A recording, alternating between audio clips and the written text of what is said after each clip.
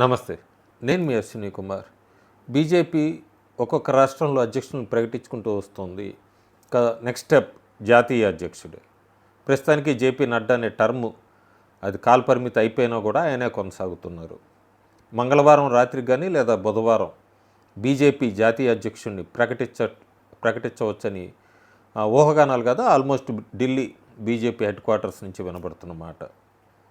రేసులో ఎవరు లేరు. భూపేందర్ యాదవ్ రాజస్థాన్ రాష్ట్రానికి సంబంధించి అజ్మీర్లో జన్మించిన వ్యక్తి 1969లో భూపేందర్ యాదవ్ని జాతీయ అధ్యక్షుడిగా ప్రకటించబోతున్నట్టుగా మనకు తెలుస్తుంది. ప్రస్తుతానికి ఆయన కేంద్ర మంత్రిగా పనిచేస్తున్నారు. ఎన్విరాన్మెంటు, ఫారెస్ట్ డిపార్ట్మెంట్, అట్లా క్లైమేట్ చేంజ్ వీటికి సంబంధించి కేంద్ర మంత్రిగా కూడా పనిచేస్తున్నారు. సేమ్ మళ్ళీ ఆర్ఎస్ఎస్ గ్రాస్ రూట్ నుంచి పనిచేసిన వ్యక్తి, ఆర్గనైజ్డ్ మ్యాన్, మోడీకి అమిత్ షాకి బాగా నమ్మకస్తుడు. వీటన్నిటికన్నా కూడా చాలా సైలెంట్గా స్ట్రాటజీ వర్క్ చేసుకుంటూ వెళ్ళిపోయే వ్యక్తి భూపేందర్ యాదవ్.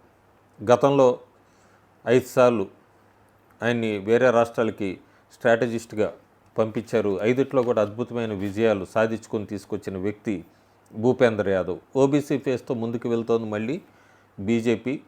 ఈయన మహారాష్ట్రలో 2 సార్లు పనిచేశారు. 2 సార్లు ఎన్డీఏ అధికారంలోకి రావడానికి ఆయన స్ట్రాటజీనే వర్క్ అయింది.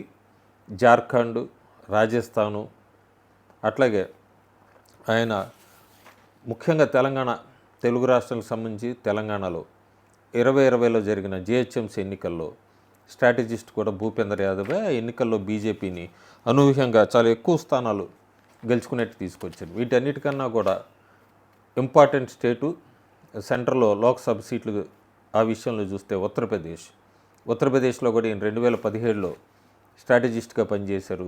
అధికారంలోకి తీసుకురావడంలో ఈయన కీలక పాత్ర పోషించాడు. ప్రస్తుతానికి మనకి కొన్ని గంటల్లో అనుకోవచ్చు లేదా కొన్ని రోజుల్లోనే భూపేందర్ యాదవ్ పేరు జాతీయ అధ్యక్షుడిగా ప్రకటించబోతున్నట్టుగా మనకి స్పష్టమైన ఇన్ఫర్మేషన్ అయితే ఉంది. Thank you.